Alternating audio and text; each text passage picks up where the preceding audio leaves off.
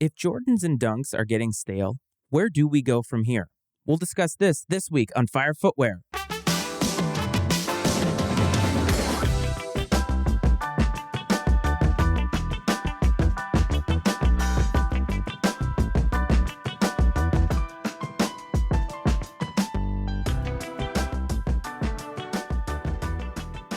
What's up, everyone? Welcome back to another episode of Fire Footwear. As always, this is your host, Matt Freites. You can call me the Iceman. You can call me Matty Ice, whatever it is that you call me. I just am happy that you are here. I hope this finds you happy, healthy, and safe. And I want to welcome everybody back, or for the first time, to the Fire Footwear community. It's been a great run so far. I really enjoy doing this show. And last week, we talked about the idea of Jordans and Dunks becoming stale. Is it possible that we in the sneaker community are focusing too much on Jordans and Dunks? And I really got to thinking about this a little bit and breaking down the different types of folks that are in sneaker culture. And there's one that I particularly want to focus on, and not necessarily because they are negative or necessarily because how they interact with sneaker culture is a bad thing in the sense that there is some good way to interact with sneaker culture. I think sometimes in these communities, gatekeeping can be very, very prevalent. And we want to make sure that no matter how we interact with sneaker culture, that we are never becoming gatekeepers. Because in my opinion, no matter what kind of community it is,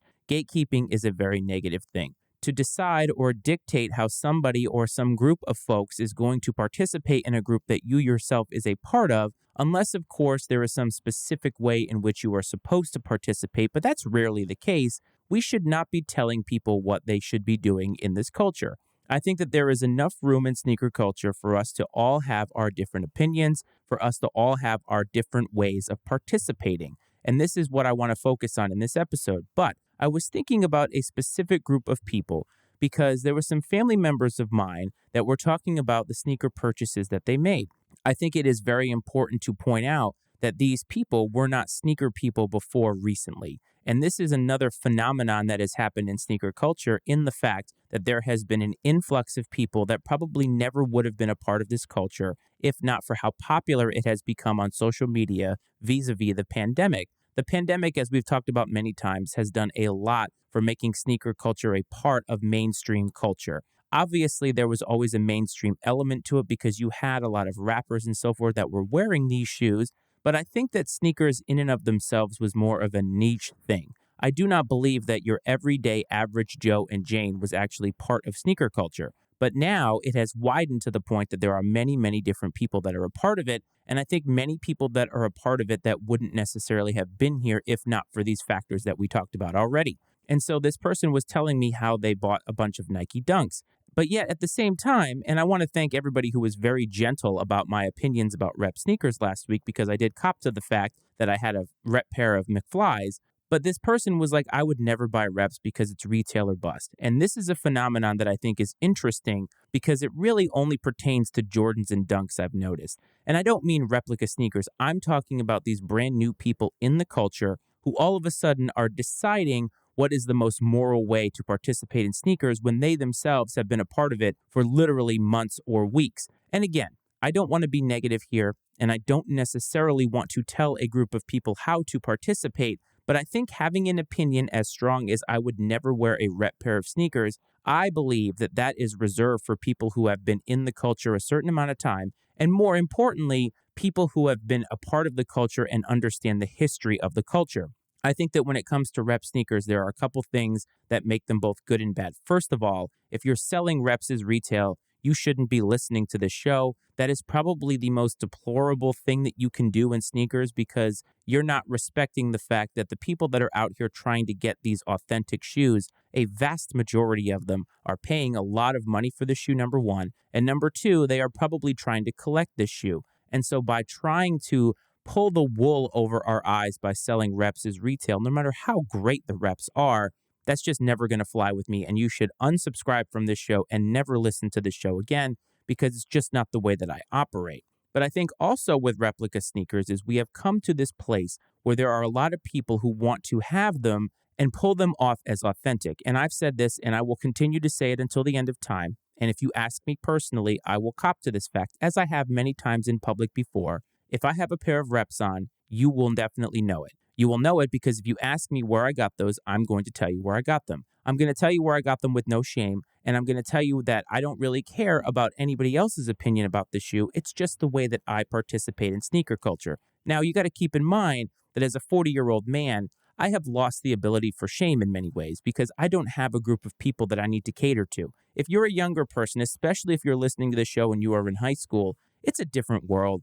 It's a different ecosystem. And you are trying to be as popular as you can be or just surviving amongst the popularity. And that's what makes high school so brutal. And I think that adding sneakers into it, also with luxury fashion and streetwear, you now have this idea of how am I going to remain popular? And I don't want people to think that one, I don't have the ability to get these shoes, or two, that the only ones that I can get are fake. Because even when I was a kid, if you had something that was a knockoff, and I don't mean a rep, I'm talking about something that looked like something that was popular, I got made fun of a lot. And it was really because my parents couldn't afford it. And that wasn't my fault. I was not afforded the ability to be able to purchase those. And it's just the way that life worked, but it didn't matter. You couldn't have that nuanced discussion with somebody in high school or when I was in grade school because that's just not how kid ecosystem works. The other thing about reps, though, that I think is a good thing is it gives exposure to people about sneaker culture. Now, a lot of people who buy and wear reps are usually going for the same things. They're going for Jordans, they're going for Dunks. I think I just saw an article recently. It might have been on the Nice Kicks Instagram page. I can't remember which. And it talked about how the Panda Dunks were one of the most repped shoes out there. I find that hard to believe, but again, it speaks to the idea that there are a lot of people for whom sneakers were not a thing until recently, and the Panda Dunks are the easiest and most recognizable thing out there. There are a lot of people that make fun of them because they are so easy to obtain, because so many people are wearing them, and they're not special. But for a lot of people, having a pair of Panda Dunks is an easy go-to to say, look at me, I'm part of sneaker culture. And I think that this idea that you are all of a sudden being a part of sneaker culture and now trying to dictate how it is that somebody else participates is the wrong thing. But in all of that, when you look at rep sneakers and how people participate, most people that are coming into the sneaker world are focusing on two things. They're focusing on Jordans and they're focusing on Dunks. And why? Because many of the people that are out there on social media are wearing those two silhouettes. And mostly it's Jordan 1s and Nike Dunk Lows, but there are a lot of other Jordans, of course. But my point is, Jordans and Dunks rule the world right now in terms of sneaker culture. Without Yeezys out there on a permanent basis, Jordans and Dunks are just it. But as we talked about, and as a lot of you chimed in last week via Instagram about the fact that, yes, Jordans and Dunks have become stale, we now need to look to the future. And instead of just me complaining about the fact that Jordan Brand and Nike are giving us stale colorways and stale silhouettes, what I need to do is focus on the positive. I've always said that on this show, I want to be positive.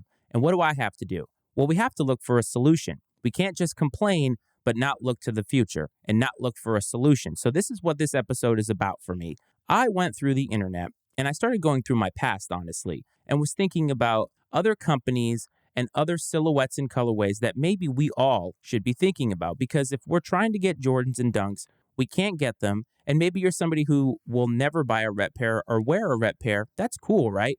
How are we going to get shoes that are still fly, that are still cool, and we can still participate in sneaker culture without paying resellers and without feeling like we are breaking the bank? Because as always, we need to be financially responsible. So I went through a bunch of websites, did a bunch of research to try and find as many silhouettes as possible. And I want to give them here because I want to give you inspiration. This is also coming out of the fact that, as I said last week, I'm trying to fill my collection these days with silhouettes and colorways that people have been quote unquote sleeping on. These are silhouettes that people aren't buying in mass. They're easily available at retail or just above on secondary sites, or I can go straight to the website and actually get them. Here is a really good for instance. The other day when I was dropping my son off at his school, I had a random pair of New Balance 9060s, and I posted them on Instagram before.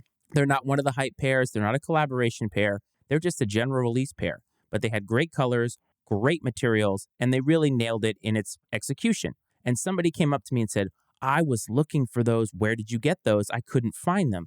And the best part, I bought them off a website for retail. No upsale, no resale, no go to StockX. I got them straight from a website. Do you know how satisfying that is? And I think that when we focus on all the other great looking shoes out there, we can have that satisfaction of being able to go on a website and buy them. So let's start with Adidas. Now, Adidas is interesting because Adidas is mostly known for Yeezys, and I would say there are a lot of shoes that Adidas has made over the course of its history that have never really been hype. And I think that Adidas doesn't have the pull as its own company the way that Nike does. Now, Nike having Jordan Brand is just always going to be number one. I'm not sure what would actually have to happen for Jordan Brand and Nike to fall to number two. Adidas came very, very close with Yeezy, but the breaking of that partnership obviously ended that trajectory. Adidas, though, has a lot of great silhouettes that are not only popular with young people today, but they have a very similar aesthetic to Nike Dunks. And I think if you're trying to find an alternative to Nike Dunks, this is really a good place to go. These are not skate shoes. These are just their colorways and their silhouettes that have been out there that are soccer shoes. They're just random lifestyle shoes, but I think that they fit this aesthetic. Right now, the Adidas Samba is having a moment, and I can tell you as a child who grew up in a very Portuguese neighborhood, Sambas were really big where I grew up because obviously soccer/football is very, very big in those European countries. There was a large Portuguese influence in my neighborhood because where I grew up, a lot of people had emigrated here from Portugal. And obviously soccer was huge. I played it when I was a kid, but indoor soccer was a very big thing that I never got into. Sambas were really big in the indoor soccer scene, and they were really big just as kids my age were wearing them.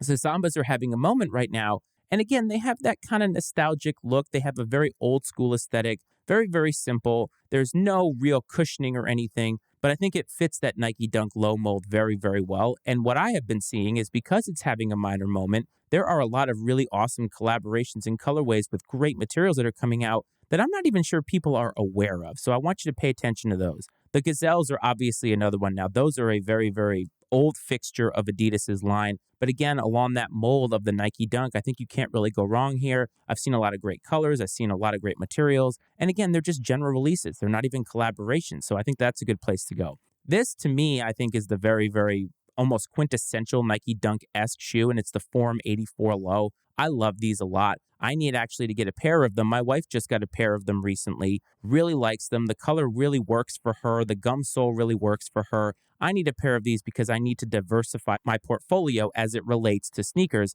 And this is a good one also because I believe this is the shoe that Bad Bunny has been collaborating on. So it's also having a moment because of its association with him, but that's a really good one. And if you want something else that looks very similar, how about the Rivalry Low 86? Two very similar shoes, but have that Nike Dunk aesthetic. So I think if you want to stay with a mainstream brand, Adidas is a good one because they have a lot of options. Let's move on to New Balance. Now, New Balance to me is the square number two right now. I know that Adidas and Yeezy and all that are having a little bit of a moment in terms of selling off these Yeezys and they're spiking, but New Balance is here to stay. And I've bought a few of the New Balances. I just talked about the 9060s, which is on this list. You should definitely look at those. There are a lot of other silhouettes that they have that are both practical, but also look really good. And they've been doing a lot of different colors, a lot of different materials that have been really straying from what Nike has been doing. They've been taking a lot of risks in terms of the color palettes they've been using. The 574, I just bought a bodega version of those actually at an outlet because they didn't sell very well on their initial release. They had two colorways of them. One was a yellow and a blue. The other was blue and yellow. They basically were reverse of each other. You really can't go wrong with the 574. It's a very, very lifestyle looking shoe. You could even argue that it's like a dad looking shoe, but those are kind of in today still. But it's fire. It's comfortable, so you get that practicality and that fire, and that's what you're kind of looking for here. So if you have never had a pair of 574s, definitely high on my list. Any 990 you're going to do really well with. Obviously, there's different versions every year, but those are comfort. You can get the straight grays that are the dad shoe, but they've been doing a lot of collaborations with a lot of different folks. The 9060s are amazing. The 2002Rs have been obviously having a moment with their protection packs, so take a look at those. They do have some that are not part of the protection pack. They're just so cushiony, they're so comfortable. You can look good and feel good the entire day, and that's kind of, at my age, what I'm looking for. 993s and 580s are another one. Now, the 580s just had a moment because Stray Rats just did a collaboration with them. They were on the website. I saw them. I almost bought them. I went to look for them the other day, and they are gone. So that's very, very disappointing. But those are some New Balance silhouettes that you can look for. Again, you're going to get that comfort, and they're doing so much to make them a part of sneaker culture in terms of this is what is catching the eye of sneaker culture. So take a look at them.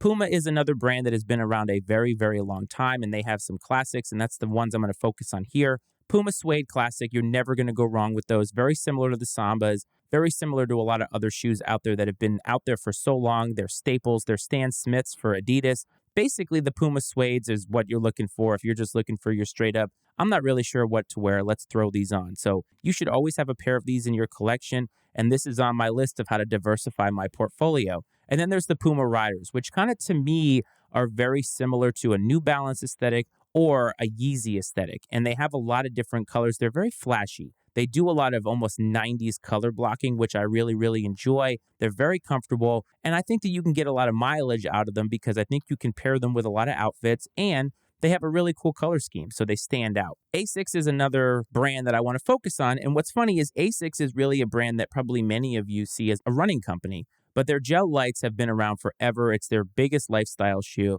And again, a lot of great colors that go with it. It's very simple. A lot of these are very simple, and you should focus on that. But Asics is also having a little bit of a spike because running shoes via Solomon's and other brands like that are becoming now popular in the mainstream for sneaker culture. So Asics has a lot more, but if you're just looking for a straight-up lifestyle shoe, the gel lights you can't go wrong with.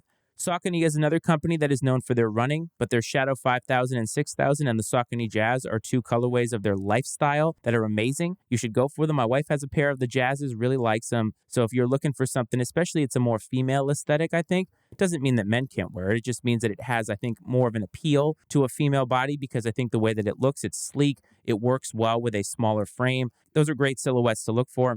Vans, of course. Now, Vans are known for their slip-ons, are known for their straight-up skate shoes, and we're going to get into a lot of skate shoes here between now and the end of the episode, but the New School by Vans. And to me, those are, again, a very classic look. They're not the checkerboards, but they're very, very close. So you should get a pair of those. Etnies, remember them? When I was growing up in the late 90s, Etnies was definitely a company that was out there because, again, I went to high school in the times of Jenko jeans, Limp Bizkit, Nu Metal, things like that. And shoes like Etnies were big. Now, I remember I had a pair of Airwalks that I was very, very excited to have. That's a company that still technically exists, but they took a huge dip because skate culture really took a huge dip once we got into the late 2000s.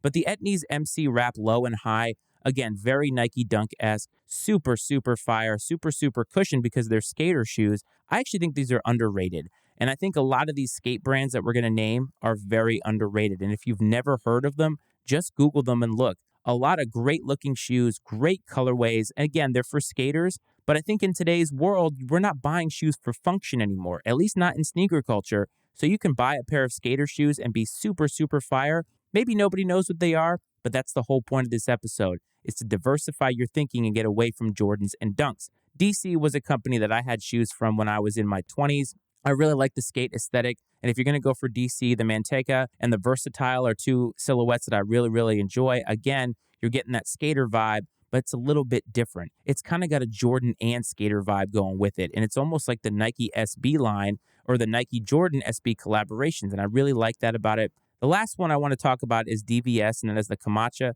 And I really like those as well. Again, all of these, Etnies, DC, DVS, those are all companies that are skater brands, and they're focusing on skaters. But that's what Nike SB was all about when they came out. When they adopted the Nike Dunk after it had floundered as a basketball shoe, they catered to skateboard culture. That's where Nike SB was born. And so while today there are a lot of skaters who still wear them, because one of the things I like about what Nike does now is they try to have releases at skate shops, and then they have releases that are for the general public. And the skate shops, I feel like, unless you know where your local skate shop is, you're less likely to get them, or the sneakerhead is less likely to get them, and they're going to go more to skaters. And I think that there is a community of people that love sneakers and love skating, and those are married together. So I love that Nike SB is doing that. Honestly, these are not all the silhouettes that are out there that you could find. There's a lot of other ones, but I want you to take away from this episode is that you should be looking for things other than Jordans and Dunks. Do not get me wrong. Jordans and Dunks are wonderful. They're fire. They're always going to be around.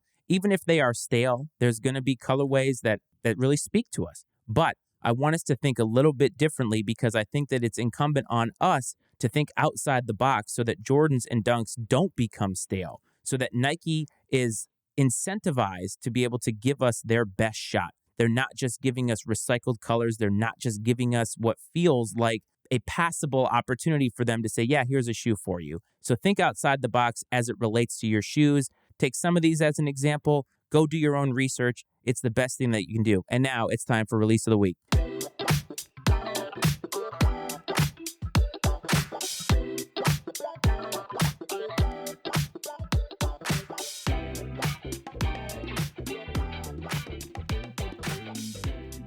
Release of the week, where I like to highlight a shoe that has caught my eye that I think that you should know about. It's not always going to be hype. Most of the time, it's not. It's just something that I think that you should know about. Earlier, when I was talking about New Balance silhouettes that you should look at, I talked about the Bodega 574. Now, Bodega has been in the game for a long time. They've done a ton of New Balance collaborations, and they're a sneaker boutique that is in Boston, a city that is near and dear to my heart.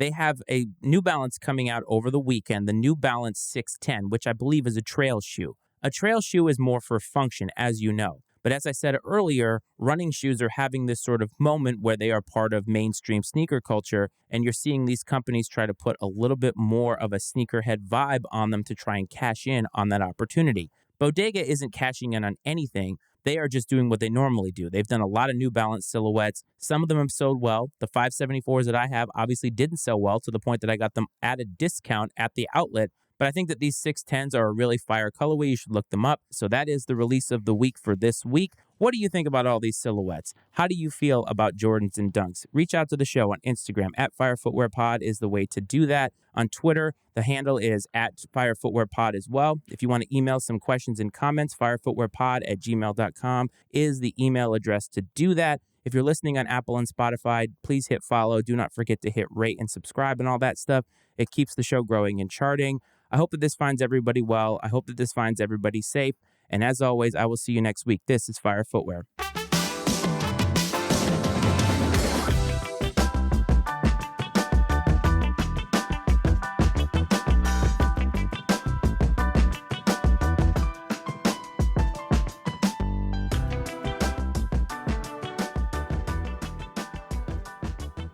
The opinions and viewpoints expressed on Fire Footwear are those of Matt Freitz and his guest, and not necessarily those of the Matty Ice Media Network. Fire Footwear is exclusively owned by Matt Freitz and is brought to you by the Matty Ice Media Network.